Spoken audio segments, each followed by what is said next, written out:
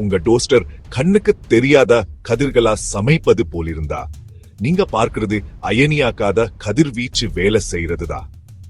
ஒரு டாக்டர் உங்க உடம்புக்குள்ள பார்க்க ஸ்கேன் பயன்படுத்தினா அது கட்டுப்படுத்தப்பட்ட அயனியாக்கும் கதிர்வீச்சு.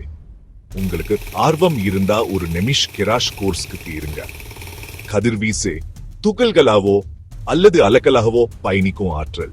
2 பெரிய பிரிவுகள். அயனியாக்காது கண்ணுக்கு தெரியும் ஒளி மைக்ரோவேவ் ரேடியோ அலைகள் குறைந்த அளவில் பாதுகாப்பானது. அயனியாக்கும் எக்ஸ் கதிர்கள், காமா கதிர்கள் கதிரியக்க துகள்கள் அணுக்களை மாற்றும் அளவுக்கு சக்தி வாய்ந்தது. அதிக வெளிப்பாடு இருந்தா திசுக்களை சேதப்படுத்தலாம். அன்றாட ஆதாரங்கள்: சூரியன் மருத்துவ ஸ்கேன்கள், சில கட்டிட பொருட்கள், சூட். பாதுகாப்பு எளிமையானது. சக்தி வாய்ந்த ஆதாரங்களுக்கு அருகில் இருக்கும் நேரத்தை குறைங்க, தூரத்தை அதிகப்படுத்துங்க.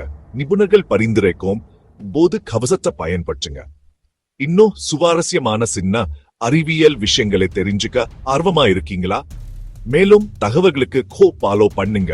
எங்க சேனலுக்கு சப்ஸ்கிரைப் பண்ணுங்க.